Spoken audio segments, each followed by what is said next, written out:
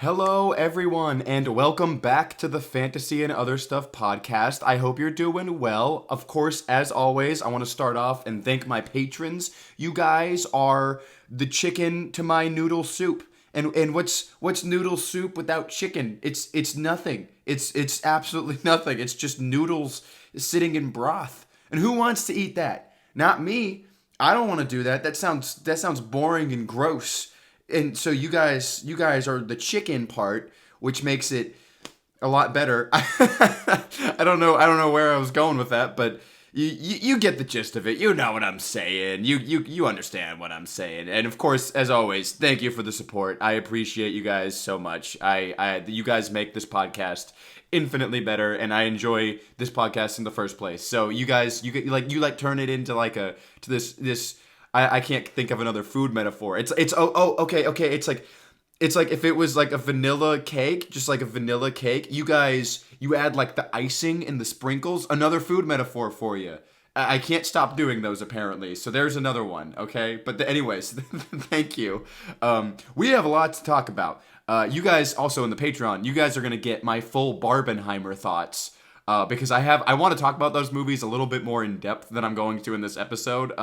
But I need to, okay, also, anyone who's in the Patreon, I need to set a schedule for myself because I know I don't post very often in there. I'm going to try and do every Thursday. I'm going to post something new in there, whether it's a video or just like a post or something.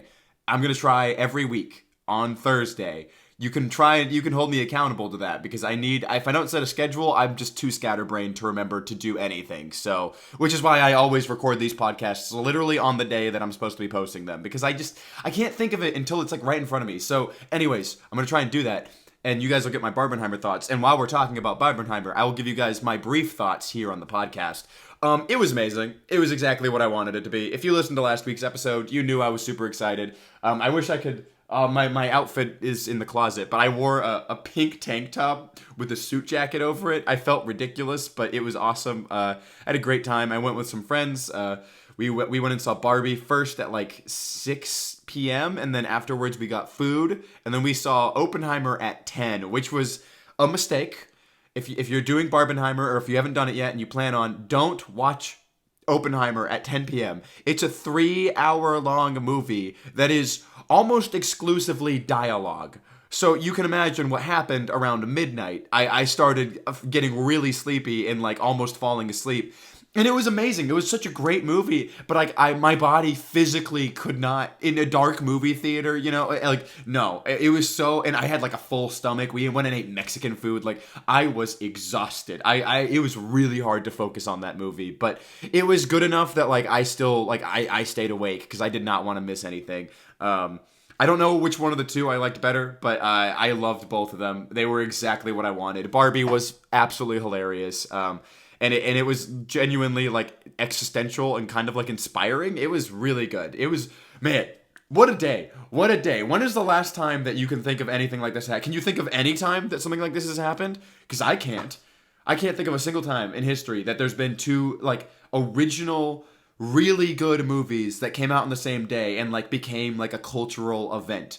I can't think of a time that's happened. It was so fun. It was such a great time. Every single showing at the movie theater I went to was sold out of both movies, which is crazy. That doesn't happen, man. Like I'm just so happy that occurred because this is proving to the studios after several, IP movies bombing earlier this year. This is proving to movie studios that the audiences want original good content with effort and thought and care put behind it. Hopefully they take the right message away from this, and we start getting more original stuff. Because I've been talking about this so much lately, just with friends and stuff. There are so many, the more and more books I read, there are so many incredible series that need TV and movie adaptations. The source material is already there. It's already so good. Just adapt it. And oh my God, it blows my mind how many series there are that would be massive hits if they were just given the time and money and attention that is needed to adapt them correctly. I don't understand why studio executives have lost this train of thought. Who would have thought that, think about this for a second, okay? Game of Thrones, right? that was an original IP from a series that was a fantasy series that was somewhat well known within the, it was well known within the book community. I think outside of that, it wasn't super well known. And then it became this cultural phenomenon. You can say the same thing about so many series, but it required taking a little bit of a risk on an IP that hasn't been adapted yet. Why has that stopped being a thing? I feel like almost never do you see that happening anymore. And so I'm really hoping this is the right message, because I'm tired of just Marvel and Star Wars all over and over and over. I want new stuff. It's why I was so excited when it was announced that there was going to be an adaptation of Best Served Cold, because that's an original fantasy book from a universe that has no adaptations yet, and if it's done correctly, it will be a hit. Anyway, Barbenheimer, that's reason I'm so excited about it, because there are so many things that I think need to be adapted that would be incredible. And speaking of series that would be incredible if they were adapted, I finished the Greenbone saga literally yesterday, and before I get into my thoughts about it, oh my god, it would be so good as a TV show. It's like mostly dialogue. It's like mostly people talking to each other in rooms, and when there is action, it's like all stuff you could do practically. It's like martial arts, and like you would have to like suspend actors on wires and stuff, and like maybe a tiny bit of CGI here and there because like they move really fast, but like it wouldn't be like a super high budget to shoot this show. And you could also find real locations that would work for a lot of it, because it takes place somewhere that is pretty much Earth. It's essentially Earth in this series. It's not our Earth, but it's Earth. So like, you know what I mean? And I don't know why that hasn't been adapted yet. It's such a good story. The story is already there. It's completed and it's already beloved, and people know that it's a good story. Just why keep recycling bullshit? Make something new. I'm getting anyway. Let me get into my thoughts about it. Jade Legacy was the perfect ending to the Greenbone saga. It was as perfect as the ending could have been. For anyone who's reading it or is interested in reading it, so the Greenbone saga takes place over decades. It starts, I believe the first book is just a year of the Call family. That's the main family, the Call family. It takes a place in a year in their life. The second book, I believe, is about 5 years. And then the third book is the last one, Jade Legacy. It's about 30 or 40 years of their life that you're following. So you see these characters get older and older over time, and you see how the actions they took affect the course of history, and it affects their legacy, and it affects their family, and seeing how their children grow up, and seeing just how the world changes according to the things they did earlier in the series was so well done. And to me, that's the major appeal of the series. Apart from the characters themselves, that's really the main draw is seeing how, and I think it's part of the genius of Fonda Lee, is that she does such a good job with world building and with introducing you to the culture and to how those things affect the world and the characters, that when these actions occur throughout the series, it cascades and you're intimately aware with the inner workings of this world. And so seeing the impact of those actions means a lot more to you, having the context of the world. And that's the genius. And Jade Legacy it perfectly pulls it off. It's a heartbreaking book. It's an epic book. It's melancholy. It's hopeful. It's got so many just strong emotions in it. I cried twice at the end of that book.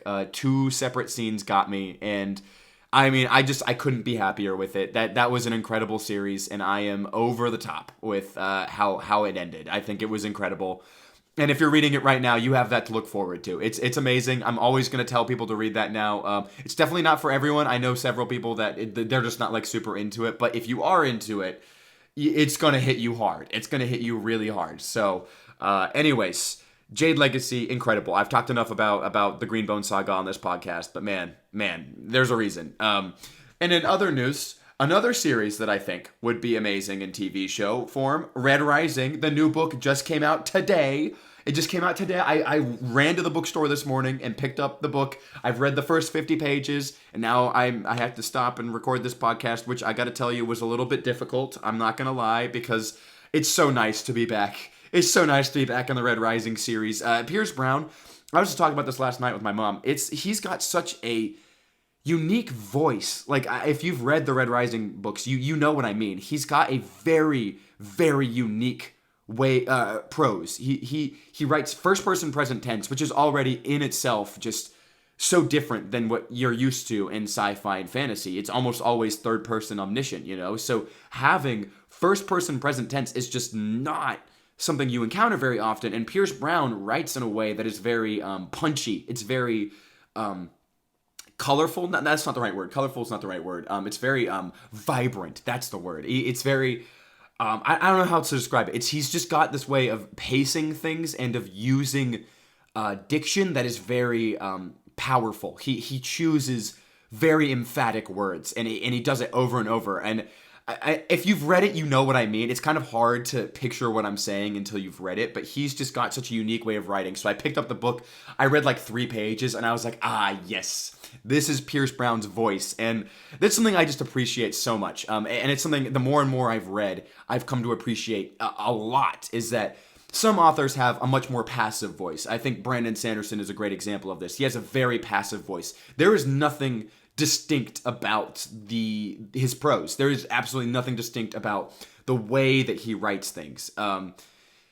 And that's fine. It doesn't matter. That's actually part of the appeal. Is it's a lot more accessible because it feels like you can plug yourself into that writing, you know.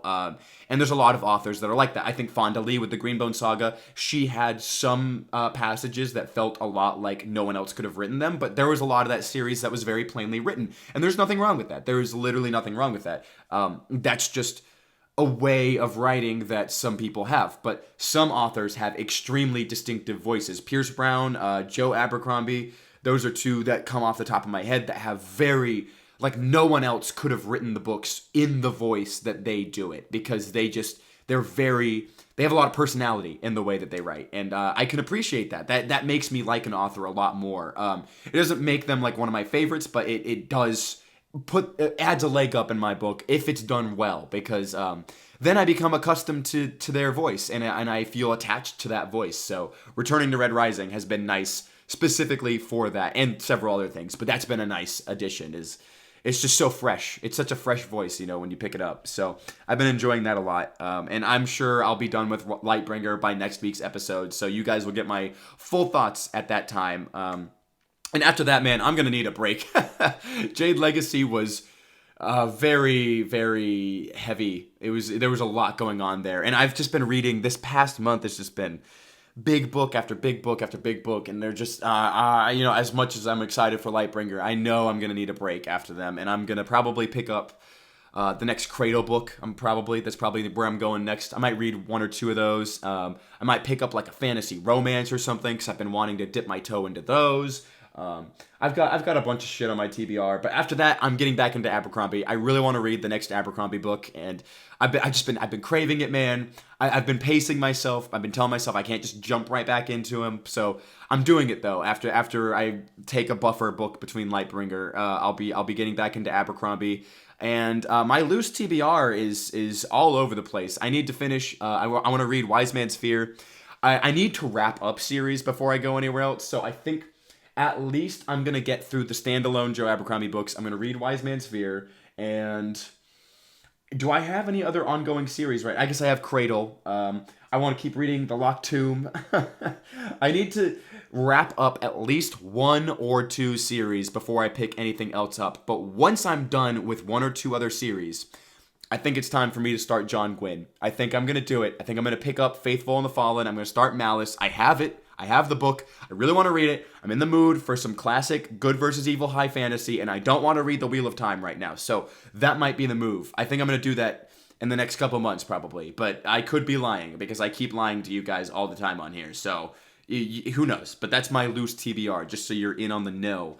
Apart from that, I'm continuing Vinland Saga, which has been excellent. I mean, I already know it's going to happen, at least through the first season's worth of content. So I've just been flying through that, and it's still great.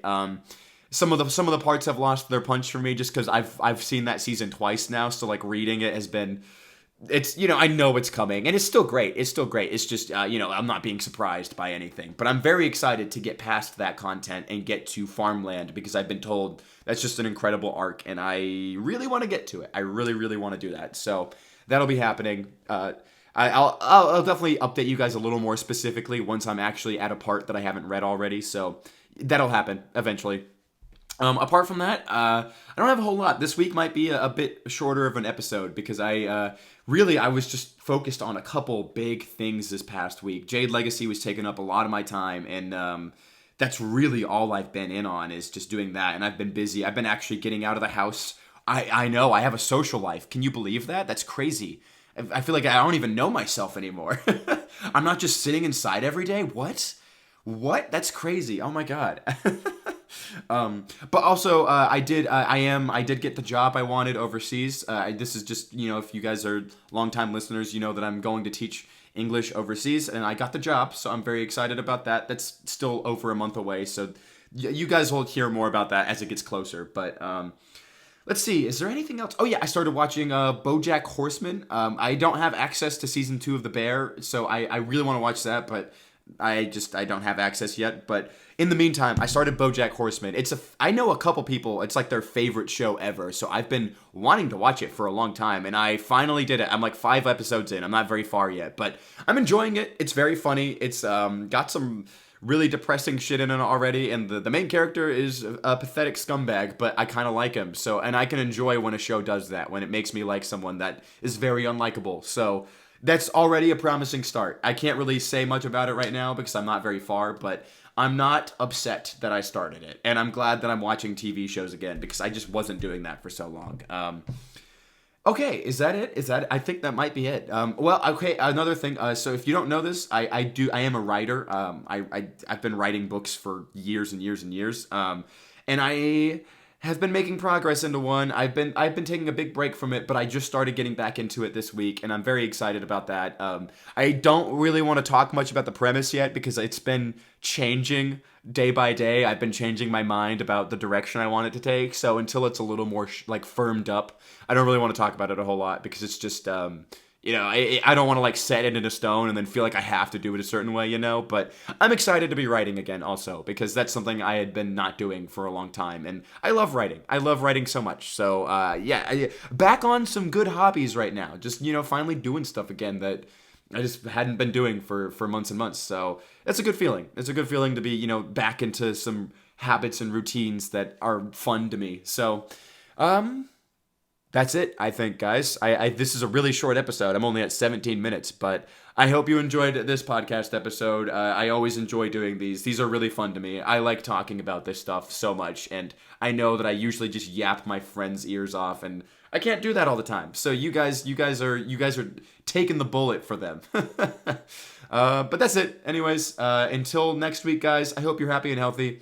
I hope you're doing well, and I'll see you then. Bye bye.